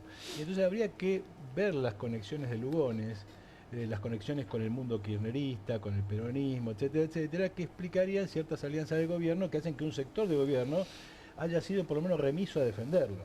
Que haya caído es porque un escándalo, son 100 personas. O sea, esto en cualquier lugar del mundo se lleva puesto al presidente. Para ir un poquito más a fondo, Marina mencionó bien a Sturzenegger, esto va a pasar en la Argentina si la Argentina se transforma en lo que Sturzenegger quiere. Claro. Y otra vez, volvemos a lo que decíamos antes, va a haber un país para gente pudiente que pueda certificar y pagar lo que realmente está bien, y un montón de miserables y pobres que van a morir como moscas de esta manera. Quiero corregir solamente un dato con respecto a la foto que mostrábamos, es el que aparece allí detenido, Diego García Furfaro, no Ariel. Viste que gracias a los allanamientos, bueno, yo al menos conocí que son 3 hermanos y la mamá, además de otra gente que está involucrada y siendo detenida en estos allanamientos. Pero el de la foto es Diego, no es Ariel. Sin lugar a duda, vamos un poquito a lo que decía Vanina, la aparición de Sturzenegger la semana pasada saliendo a dar explicaciones en torno al fentanilo. No le salió bien, ¿no? Mucha explicación no dio. Yo creo que no, claro, pero corresponde un poco a la lógica de personajes avatares que tiene el gobierno en los distintos ministerios. Entonces el que tiene que salir a hablar no habla, sino realmente la mesa chica. Sale Sturzenegger a dar una explicación que tendría que dar el ministro de Salud. Yo digo balas que pican cerca. No lograron instalar la narrativa que esto tiene que ver con Cristina, que esto tiene que ver con Alberto y demás. Salieron los propios voceros, digo, los periodistas amigos del gobierno, a pedir la cabeza del ministro. Yo creo que esto responde un poco a eso. Se le va desmoronando un poquito el castillo de arenas y de a poquito los propios van diciendo que el rey está desnudo. Ahora, pero una cuestión, sí tiene que ver en parte, digo, no, Cristina en particular, digo, cómo hacen la politiquería, lo dejo a un costado, pero sí tiene que ver con los anteriores gobiernos también. Insisto con eso, porque yo les recuerdo que cuando Alberto Fernández ganó las elecciones, se reunió con Alejandro Romers. ¿Por qué se reunió con Romers? Por algo muy concreto. Ya había anunciado que iba a tener a Ginés González García de ministro de Salud. ¿Qué le tenía que decir a Romers Alberto Fernández entre la PASO y la General? ¿Qué le tenía que decir? Se reunió con 3 personas, ¿eh? Uno de ellos era el principal referente de los laboratorios en la Argentina. Le tenía que decir que no iba a haber política de genéricos. La preocupación de los laboratorios en ese momento era que no volviera la política de los genéricos de la crisis posterior al 2001. Entonces fueron y se reunieron para eso. Vino después la pandemia. Ah, no, a Hugo Sigma nadie le iba a tocar su laboratorio cuando era el laboratorio preparado para que pudiéramos tener una producción propia de vacunas en la Argentina. Entonces quiero decir, en ese punto, digamos, y después lo he vivido en la lucha por el aborto y lo que tiene que ver con la generación, recién charlábamos un poco de si hay o no una política de generación de laboratorios propios en la Argentina para poder impedir los grandes monopolios que hay, etcétera, nada. Y esto tiene que ver... Y si son como los laboratorios propios, estamos al horno, si son como HLB, ¿no? Pero justamente de eso se trata, digamos, que el monopolio lo tienen 7 laboratorios privados que no tienen ningún control del Estado y que se han manejado porque la coima gobierna el capitalismo que te gusta tanto, Nahue, lo gobierna, es parte estructural de su política y entonces con coima se resuelve absolutamente todo. Vengo de una conferencia de prensa en el día de ayer en el INTI donde estaban presentes todos los sectores agraviados por los decretos de reguladores y los decretos de eliminación. La gente del INTI dio un retrato que un poco representa esto en lo que quieren convertir a la Argentina, que decía Eduardo. Decían, ¿qué pasa si finalmente disuelven el INTI? ¿Cuál es el tema? El problema realmente es, como dicen algunos, la industria nacional se queda sin un instrumento fundamental. El problema no es ese. Es la industria nacional la que pide la disolución del INTI, porque eso le baja los costos laborales. Si nadie va a estar fijándose cómo es el neumático que vas a poner, nadie se va a fijar si el nene va a tomar la leche en una mamadera con la cual no se contamine, si finalmente, bueno, la producción tiene libertad de hacerse con costos más bajos que si es controlada. Y en definitiva esto explica un poco también todo esto, aparte de que seguramente lo del fentanilo explica otras cosas, ¿no? Pero... Perdón, quiero volver ya que mencionabas la gestión de Alberto y mencionabas a Ginés González García, recordar que Ginés González García, después del escándalo del vacunatorio VIP, se tuvo que ir. Y después de 100 muertes, todavía está acá. No. Es que muestra, como decía Vanina, el enorme poder de los laboratorios. Pensemos en todos los casos que ha habido de narcotráfico, en los crímenes del narcotráfico, en los que estaban metidos, toda la importación de efedrina, etcétera, etcétera. Todo ese tipo de cosas muestran un clima muy mafioso. Pero por otro lado, muestran la incapacidad de tener una industria verdadera de remedios, de tipo farmacéutico que se vio con la pandemia. Con la pandemia, los argentinos no tuvimos la mejor vacuna en el momento más rápido, simplemente porque había 2 laboratorios peleándose en el interior del kirchnerismo. Uno era por Cristina y otro era por Alberto. Entonces, ¿quién se lleva el negocio? Eso es lo que hay que poner sobre la mesa, porque me parece que estas muertes son el reflejo de eso, de una industria que tendría que ser hiperregulada y que en el fondo tendría que ser estatal y que tendría que producir con criterios que estén más allá de la ganancia inmediata, porque esto es lo que produce eso, a diferencia de lo que dice Sturzenegger. Y quiero recordarles que bajo el gobierno de Bernie en la provincia de Buenos Aires murieron muchas personas por cocaína contaminada con fentanilo, que también viene de este tipo de compras del fentanilo, no la compra el narco directamente, o mejor dicho, el narco se lo compra a un laboratorio, el fentanilo. Y eso también fue absolutamente tapado, después no pasó más nada, si total eran consumidores de cocaína, y fueron muchísimos los que murieron. Recordaba que era con fentanilo que estaba contaminada esa droga. Exactamente. Claro, casi 40 muertes, ¿no? Exactamente. En su momento. Y acá están calculando que es el doble de lo que sabemos. Claro. Por la cantidad, porque dicen son 45.000 dosis las que estaban contaminadas. Terrible. El grado de descontrol real que hay. Porque dicen, hay que desregular, y en realidad cuando vos ves, no hay ninguna regulación. La letra dice una cosa, pero la práctica es otra. Total. Si no, estas cosas no pueden pasar. Claro. Totalmente. Si hubiera regulaciones reales. Exactamente, ¿no? claro.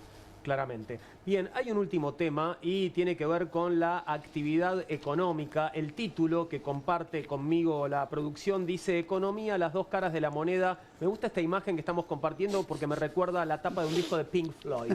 Pero no, no es la tapa de un disco de Pink Floyd. La actividad económica cayó un 0,7% en junio en relación a mayo, según reportó este miércoles el Instituto Nacional de Estadística y Censos. El indicador es sin estacionalidad y refleja un salto promedio de la economía de un 6,4% interanual, pero una retracción del 0,6% en el primer semestre del 2025. Así la economía muestra dos velocidades diferentes. Sigue siendo vigorosa la comparación contra el deprimido año pasado, pero se ralentiza en los últimos meses. De hecho, fue la cuarta vez en el semestre que hubo una caída mensual. Tenemos dos títulos para compartir que muestran, parece, dos países diferentes y ustedes después me dirán en cuál estamos viviendo. La actividad económica, dice perfil.com, cayó 0,7% mensual en junio, según el INDEC, segundo retroceso mensual del año. En la comparación interanual, la economía creció 6,4%, impulsada por intermediación financiera y comercio mayorista, minorista y reparaciones. Esto dice Perfil y TN te cuenta que la actividad económica creció 6,4% en junio, pero mostró un retroceso en la comparación con mayo. Se trata del estimador mensual de la actividad económica que elabora el INDEC. ¿Cuáles fueron los sectores que más crecieron y los más afectados? Bueno, ¿a quién le creemos? ¿Le creemos a TN? ¿Le creemos a Perfil? Acá tenemos que decir que le creemos a Perfil. Muchachos, a ver, ¿le creemos a Perfil? ¿No?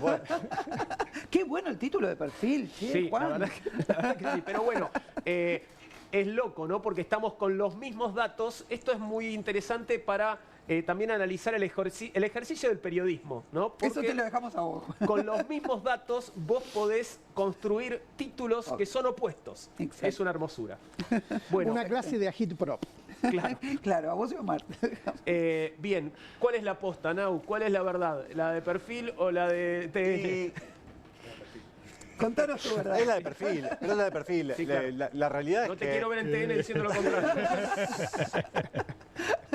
Okay. No puedo decir nada. Nunca digas nunca. Nunca digas nunca. Bien. No, la realidad es que el país, creo que lo mencionaba hace un par de semanas en esta misma mesa, no crece desde febrero, ¿sí?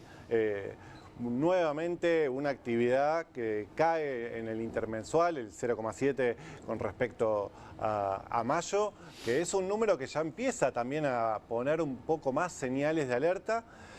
Y recordemos que también este número, que no es muy bueno, es antes de todo lo que es el desarme de las LEFI y todo el quilombo que estamos viendo con las tasas de interés en pesos. Entonces, cuando hablábamos también de cómo llega, que lo mencionabas muy bien con respecto a el gobierno a las elecciones, si va a llegar ordenado o no, yo creo que el gobierno esperaba llegar a las elecciones con la economía pujante, claro, pudiendo... Con la inflación con un 0 adelante y no con un 2 adelante. Sí. Exactamente, y creo que el desarme de las LEFI le vino a tambalear fuertemente el tablero y lo que se esperaba un crecimiento de la economía para este año arriba de 6% cómodo. Ya creo que muchos empiezan a poner un 5 por delante porque en el intermensual vemos que la actividad le está costando muchísimo, ¿sí? Creo que tiene que ver con que el dólar por un lado no se movía y ese atraso cambiario y hay mucha gente expectante con respecto a ese atraso cambiario, que en julio sí vimos que se movió fuertemente el dólar, que ahí sí quizás cuando se mueve el dólar en este país también a veces reactiva un poco ciertas actividades como la construcción, ¿sí? Entonces puede ser que en julio el dato venga un poquito mejor, el dato de recaudación de IVA, de débito crédito, que son indicadores líderes de la actividad económica, vienen un poquito mejor de lo que eran los datos de junio, que ya se veía venir, ¿sí? Que el dato no venía bien. Sin embargo, también vamos a tener un dato de julio y de agosto con tasas de interés en pesos reales realmente muy altas, ¿sí? El Banco Central saca todos los días por redes sociales una placa que marca que no interviene en el mercado de cambios, cuánto están las reservas brutas y cuánto está la tasa TAMAR, ¿sí? La de mayoristas plazos fijos, muy referente en el mercado hoy. esa tasa hoy está, si no me equivoco, en el 56%, ¿sí? Real. Nominal, 56% nominal. Cuando lo llevamos al mensual, estamos hablando de una tasa del 4,9% mensual. La inflación dio 1,9%. Una tasa real aproximada del 3%, ¿sí? Mes. Estamos hablando de tasas reales en pesos arriba del 30%. ¿Qué es lo que genera esto? Yo soy empresario pyme, yo tengo que ver si hago un proyecto o si pongo la... Plazo fijo, ¿no? Plazo fijo. Claro. Así es. Entonces, esta tasa en pesos tan alta, ¿sí? Genera, lógicamente, un incentivo muy fuerte a hacer tasa de interés en pesos a costa de la actividad económica. ¿Sí? Entonces, pero no se dice habitualmente que el gobierno quiere enfriar la economía, bueno, y esto no es un resultado de eso, justamente un enfriamiento. Yo no sé si el gobierno quiere enfriar la economía, creo que no es lo que buscaría, sin embargo sí creo que quiere matar la inflación. Y quizás están obsesionados con matar la inflación y no largan un peso. O sea, tenés al secretario de Finanzas, al ministro de Economía y absolutamente a todos los del equipo económico diciendo no va a sobrar un peso. Y si no sobra un peso, ¿sí? Y la demanda en pesos está, la tasa de interés aumenta, ¿sí? Y esto repercute fuertemente en la actividad económica y en la inflación. El pass-through, el traspaso de la devaluación a precios de julio, que parecía que no era...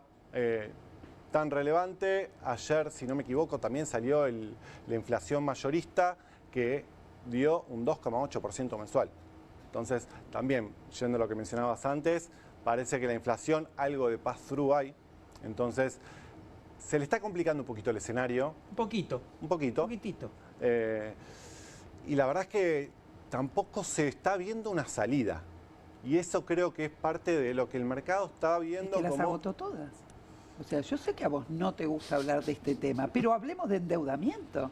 Las agotó absolutamente todas. Pero y el endeudamiento no es el problema. en esto sí que es el problema en estos términos. O sea, agotó todos los recursos en un año y medio de gobierno y se quedó sin instrumentos para realmente poder avisorar un futuro que le permita ir regulando esas variables. Te lo digo en términos absolutamente capitalistas, no te lo digo en términos, che, a ver, tiremos todo por la borda. Pero estos tipos se endeudaron en 20.000 millones de dólares, después de 47.000 millones de dólares. No hay forma de estabilizar una economía así. Yo sé que quieren instalar un cierto relato de que este gobierno endeudó al país. La realidad es opuesta. Cuando nosotros agregamos la deuda del Banco Central y del Tesoro, este gobierno pagó 40.000 millones de dólares de deuda. ¿Sí? ¿Quién endeudó a la Argentina? Mauricio Macri por 160.000 millones de dólares más o menos y el kirchnerismo por 350.000 millones de dólares más o menos. Pero, y el Fondo Monetario y el acuerdo con el Fondo Monetario, que es para, no entiendo. ¿Y los intereses capitalizados? En el mientras tanto, el gobierno fue pagando deuda. Entonces, tomó deuda, pero al mismo tiempo también pagó. Entonces, en el agregado de lo que es la deuda, que creo que deberíamos siempre estar mirando, del Banco Central y del Tesoro, el gobierno pagó 40.000 millones de dólares. ¿Sí? Entonces, no creo que sea un problema la deuda, sino la originación de la deuda y volvemos siempre a lo mismo. ¿Cómo no va a ser un problema la deuda? El problema es la originación, el déficit. ¿Por qué surge esa deuda? Porque tenías un agujero y lo tenías que cubrir. No es la herramienta el problema. A ver, Eduardo. Le voy a dar la razón a él y se la voy a sacar. No la saques. Déjalo ahí. No, porque, a ver, ¿desde cuándo no crece la Argentina? Desde la década del 70. La Argentina vive rebotando contra su límite, se entra un poco más de soja, sube un poquito y después cae. Y lo podés seguir. Cada periodo de expansión vuelve al estancamiento anterior, cuando lo medís en valor. ¿Por qué? Lo que hemos visto es el último rebote del último gato muerto. En economía se dice rebote de gato muerto a la recuperación económica que tiene que haber simplemente porque se cayó tan abajo que algo tiene que pasar. Solo puede rebotar. Solo puede rebotar. Ahora, que un gato muerto caiga y rebote no quiere decir que está vivo. Quiere decir que... Entonces lo que estamos viendo es eso, el agotamiento de ese proceso de un gobierno que repite lo que ya hemos visto porque no está atacando la naturaleza del problema argentino. Es como si yo te dijera que te voy a curar la viruela pinchándote los granos de la cara. Si no matas el virus, y el problema... ¿Cuál sería el virus? Perdón. El virus es la productividad.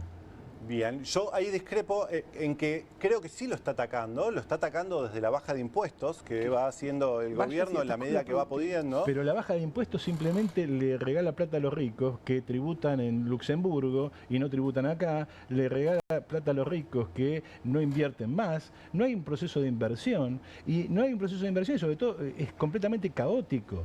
O sea, para los liberales, en la lógica liberal, ¿en qué consiste estimular la economía? Dale plata a los ricos y que ellos hagan lo que quieran. Pero yo no creo que le estén dando plata a los ricos. Yo creo que están poniendo mucho dinero en los bolsillos del argentino cuando sacan, por ejemplo, que puedas comprar por Le Amazon. acaban de robar a los jubilados una parva de plata. Le querían robar a los pobres pibes que tienen discapacidad.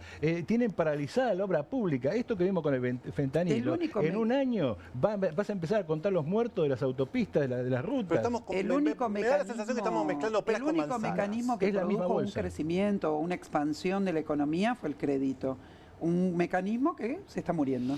O sea, yo te digo, la rapidez con la cual... expansión, pero tocando ya exactamente, la rapidez por la con la tasa cual tan alta. cada instrumento que tenía a mano en términos absolutamente de una lógica que yo entiendo la crítica que hace Eduardo, etcétera, pero digo, en términos de una lógica en la cual digo, simplemente de lo que uno está viendo, en un año y medio usaron todos los recursos y hoy estamos en una crisis que vos marcabas porque hay un crecimiento nuevamente de la inflación, está tocando un techo la expansión que se había producido por el crédito, porque el déficit financiero es un engaño absoluto, porque está siendo cubierto sobre la base de la capitalización de los intereses de la deuda que no están contabilizando, y el déficit financiero es muy importante para la economía del país. De ninguna manera, no, se está capitalizando y se está poniendo debajo de una alfombra. No es que no se está contabilizando, no nos subestimemos tampoco. Quiero decir, obviamente que hay gente que sabe dónde están los intereses de la deuda, pero no se están pagando, se está expandiendo la base monetaria. Entonces todo eso está haciendo fracasar la economía. Vos solo no lo ves. No tenés ningún superávit, ni primario ni ningún... ¿Cómo que no está el superávit primario? No, porque vos estás separando en cajitas lo que es la misma bolsa. Si yo no le pago la escuela a mi hijo, si yo no le doy de comer a mis padres, si yo no pago la luz, pero tengo superávit. Y así tenés superávit. Pero es lógico. Claro. Entonces, pero el superávit está. No, pero lo que vos decís... Perdón, está, o sea, bueno, también está toda esa deuda que estás acumulando con... Claro, pero es la misma bolsa. Entonces, cuando vos separás las bolsas en cajitas, es como decir, al gobierno le está yendo bien en la represión, en el control de la inflación. Mentira. Hay una inflación en dólares gigantesca. Y hay una inflación reprimida en pesos. ¿Cuál era el piso? No importa cuál fuera el piso. Estábamos regalados, creo que el argentino de a pie, ¿sí?, vio recomponer su salario tanto en pesos como en dólares muy fuertemente. Está viviendo una ficción. No hay que subestimar eso. No, está viviendo una ficción que explota en algún momento y en ese momento te das cuenta de lo que realmente viviste. Yo creo que la Argentina hoy tiene la macroeconomía más ordenada de las últimas décadas. Tiene una tasa de 140%. ¿Cómo está ordenado eso? ¿Qué macroeconomía ordenada puede haber? Mira, sobrevivió. No está enfriada la economía, está metida en el freezer. La tasa en pesos tan alta es el principal problema que hoy está teniendo el país. Por lo menos para mí. La principal estrategia del país. Pero es la consecuencia del problema. No, creo que estábamos muy bien hasta el desarme de las LEFIs, con la macroeconomía bastante ordenada, una tasa de política monetaria del 29%, una inflación que venía en descenso, y se les ocurrió sacar las LEFI, vaya uno a saber por qué, y se generó como una bola de nieve. Vos dijiste que empezó en febrero esto. Que sí, pero camaradas, la van a tener que seguir en un bar. Porque, bueno, lamentablemente... Solo puedo responderle que comenzó en febrero, pero el gobierno está aplicando una política fiscal contractiva y una política monetaria contractiva. Es lógico que la actividad económica se frene. Bueno, un horror. Camaradas, les agradezco mucho que hayan compartido la mesa esta noche. Los invito a que vuelvan cuando quieran, pero se nos acabó el tiempo. No vamos a llegar a un acuerdo. No vamos a llegar a un acuerdo, lamentablemente. Tampoco mañana, pero lo lindo es la discusión. Nos divertimos. Gracias por sumar la discusión. Hacemos una pequeña pausa. Seguramente vamos a tener información actualizada en QR de todo lo que está pasando en el Congreso, porque la cosa sigue ahí, ¿no, Vanina? Exactamente. Sigue. Gracias. Pequeña pausa y saludo a Pablo Caruso y llega QR a Bravo TV.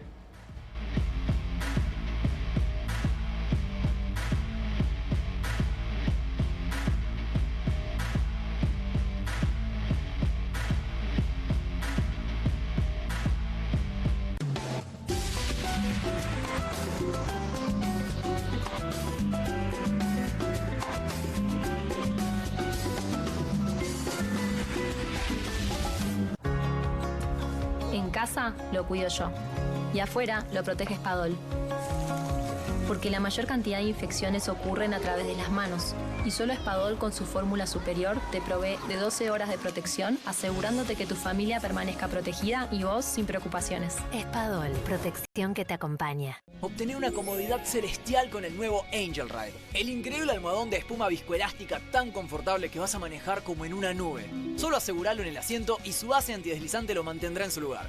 Disfruta de su diseño contorneado que se adapta a tu postura, acuna tus caderas y mejora la alineación de tu columna para el viaje más cómodo de tu vida. ¿Por qué sentarte en un asiento duro cuando podés agregar Angel Ride y sentirte en las nubes? Además, te ayuda a elevar la postura y tener una vista más amplia.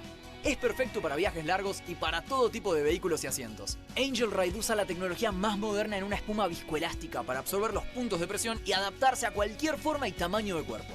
Recupera su forma cada vez. Te brinda un apoyo tan bueno que puedes sentarte sobre un huevo sin romperlo. Relájate en el aeropuerto o llévalo en el avión para viajar como en primera clase. Es lavable a máquina y permite la circulación del aire para mantenerse siempre fresco y cómodo. Almohadones similares cuestan miles de pesos. Y esta podría ser tu última oportunidad de conseguir el Angel Ride a un increíble precio de presentación. Angel Ride usa la tecnología más moderna en una espuma viscoelástica para absorber los puntos de presión y adaptarse a cualquier forma y tamaño de cuerpo. Pedí el tuyo ahora y obtené la comodidad celestial que te da Angel Ride. Escanea el QR, ingresa a nuestra página web o llama al teléfono en pantalla. No demores más. Descubrí los productos más novedosos y exclusivos en tvcompras.com. No pierdas tiempo. Aprovecha esta oferta y obtené este fantástico producto de TV Compras. Llama ya. QR, con la conducción de Paulo Caruso y gran equipo. La síntesis del día para un público que valora el periodismo crítico. QR, de lunes a viernes a las 22 por Bravo TV. Bienvenido a todo Latinoamérica. Caras TV llegó a DirecTV, el canal de las celebridades. Entretenimiento exclusivo las 24 horas del día. Más Caras, con la conducción de Héctor Maugeri. Red Carpet, Caras News, Caras Realeza, Caras Fashion, Caras TV. Llegó a DirecTV. Contenidos exclusivos para toda Latinoamérica. Estudia en la Facultad de Comunicación y en la mayor redacción de América. USBA, Universidad del Sur de Buenos Aires. La Universidad del Grupo Perfil. Licenciatura en Comunicación Periodística. Licenciatura en Comunicación Institucional. Títulos con reconocimiento oficial y validez nacional. Inscribite a las reuniones informativas en universidad@perfil.com. Aprende comunicación dentro de un medio de comunicación. USBA, Universidad del Sur de Buenos Aires. QR, con la conducción de Paulo Caruso y gran equipo. La síntesis del día para un público que valora el periodismo crítico. QR, de lunes a viernes a las 22 por Bravo TV. Bienvenido a todo Latinoamérica. Caras TV llegó a DirecTV, el canal de las celebridades. Entretenimiento exclusivo las 24 horas del día. Más Caras, con la conducción de Héctor Maugeri. Red Carpet, Caras News, Caras Realeza, Caras Fashion, Caras TV. Llegó a DirecTV. Contenidos exclusivos para toda Latinoamérica. Estudia en la Facultad de Comunicación y en la mayor redacción de América. USBA, Universidad del Sur de Buenos Aires. La Universidad del Grupo Perfil. Licenciatura en Comunicación Periodística. Licenciatura en Comunicación Institucional. Títulos con reconocimiento oficial y validez nacional. Inscribite a las reuniones informativas en universidad@perfil.com. Aprende comunicación dentro de un medio de comunicación. USBA, Universidad del Sur de Buenos Aires. No te compartas los datos del celu. ¿Salís? Conectate al ahorro. Con Telecentro Wi-Fi prepago podés tener el giga más barato para usar internet fuera de tu casa. Conseguilo en Mercado Pago y disfrutá 10 gigas desde 799 pesos. Telecentro, conectando con vos. Hay una casta superior que es los periodistas que si mienten, calumnian, injurian y dicen cualquier cosa. ¿Tenés ahí los nombres de los periodistas que tengo que meter en cana? No nos tomamos esto a la joda, como esos periodistas mentirosos. Y dentro de la cancha vale todo, que la vayan a buscar, la tienen adentro. Soy una bandera de la batalla cultural, pero los imbéciles con déficit de IQ doméstico, ay, no, miedo. mientras que las imbéciles de los periodistas... ¿Sabes la cantidad de periodistas que tengo para mandar a la hoguera? Las mentiras de los medios. Y periodistas ensobrados, operadores, basuras. No me venga con que son inocentes. No digo que sean tan malos como los periodistas. Digamos, raya el mal gusto propio de cerdos. Creo que es una ofensa decirle periodistas. ¿Sí? Milei odia al periodismo. Nosotros amamos al periodismo. Suscríbete a perfil.com.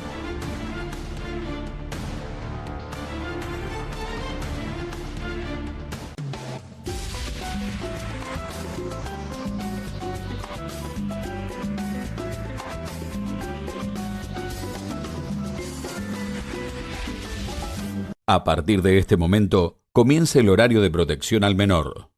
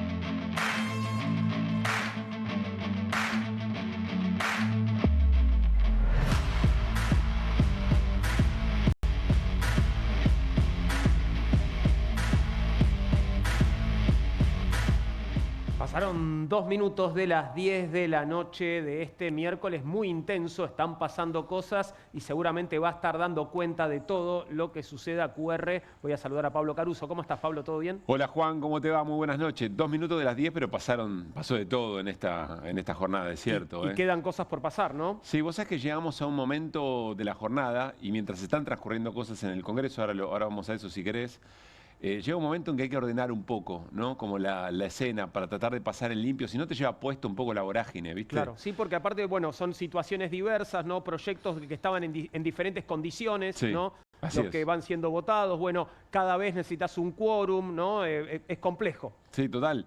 Y además, claro, se van conformando distintas mayorías. Por ejemplo, ahora en la Cámara de Diputados, que tiene para sesionar todavía un tramo largo, están tratando aquellos proyectos consensuados por todos los gobernadores que tiene que ver con distribución de los ATN, Claro. después será tema de combustibles, coparticipación.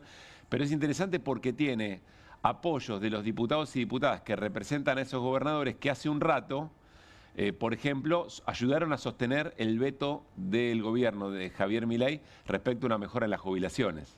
Qué enredado está todo, ¿no? Sí, muy enredado. Y por supuesto que aquellos que se sienten muy mal en este momento por no haber conseguido los famosos 2 tercios, pues hay que decir esto, fue una mayoría muy holgada la que trató de mejorarle la situación, la emergencia en discapacidad. En discapacidad, pero también el tema jubilatorio.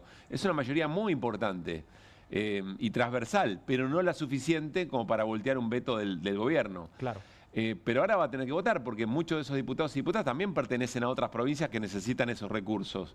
Entonces, como vos decís, es todo muy enredado. Hay que tratar de pasar en limpio qué es lo que está pasando con la política. Interesante también ver esto de, bueno, cómo votaron antes y cómo votan ahora, cada uno, ¿no? Ver en detalle cada uno de los diputados y diputadas, cómo es su comportamiento, cuánta coherencia maneja, ¿no? Bueno, eso lo vamos a hacer ahora en un ratito en QR, pero ya que mencionas, hay un caso que emerge porque hace muy poco estaba en los sets de televisión diciendo lo enojada que estaba con el acuerdo entre el PRO y la Libertad Avanza, sobre todo porque estaba claro que el PRO no podía acompañar el hecho de que la motosierra, el ajuste, haya pasado por ejemplo, jubilados y jubiladas. Me refiero, Juan, a María Eugenia Vidal, que hoy se abstuvo. Es decir, le pareció que 60.000 y pico de pesos para jubilados y jubiladas era un montón y quizás necesitaba un poco más de tiempo, pero mirá lo que decía hace una semana nada más. El ajuste no lo pagó la casta, el ajuste lo pagó la gente, lo bancó la gente. Los jubilados, los trabajadores formales e informales que vieron caer su salario. Hoy sabés cuánto vas a gastar en el supermercado, pero no sabés si te va a alcanzar, ¿no? Todos, la mitad de los argentinos dicen que no llegan a fin de mes. Y claramente pagan más cara la luz, el gas, todas cosas que había que hacer, pero que cuestan mucho. Y el que tiene ahorros, usa los ahorros, el que no tiene ahorros, deja la prepaga o deja la escuela privada de los hijos, y el que no, resigna lo que no se puede resignar. No podría haber sido posible sin el apoyo del PRO. Y lo digo porque estuve sentada en el Congreso, levantando la mano, defendiendo y consiguiendo los votos para acá. Estaba pensando, si las lágrimas de Lugones respecto al caso del fentanilo eran lágrimas de cocodrilo, ¿qué es este lamento, no? Increíble, porque aparte ella, te fijaste el final, ¿no?, de lo que estaba diciendo. Sí. Nada de esto habría sido posible sin el apoyo del PRO, y yo estuve ahí levantando la mano. Sí. ¿No? Bueno, mano que hoy decidió no levantar. Por otro lado, dice algo al principio raro igual. El ajuste lo bancó la gente. La gente no bancó el ajuste. En todo caso, bueno, lo está soportando, lo está sufriendo, pero cuando hablamos de bancar, es una expresión que tiene otra connotación. Tal cual. Nadie bancó el ajuste. Tal vez lo bancaste vos, María Eugenia Vidal, pero Tal cual. Me parece que la gente, lo que llamás la gente, no. Vos sabés que hablé con una dirigente importante del PRO hace muy poquitas horas después de esto que dijo María Eugenia Vidal el otro día. Y le pregunté y me dijo, no le creo nada a Vidal, más allá de que haya encontrado en ese momento cómo articular un discurso que le era funcional a su rechazo al acuerdo con la Libertad Avanza. Pero mi pregunta hasta ahora, Juan, no tengo respuesta, es si efectivamente se paga un costo en este tiempo o no, respecto de estas posiciones tan burdas, digamos, ¿no? Ojalá que sí. Que no es la única la de Vidal, hay que decirlo.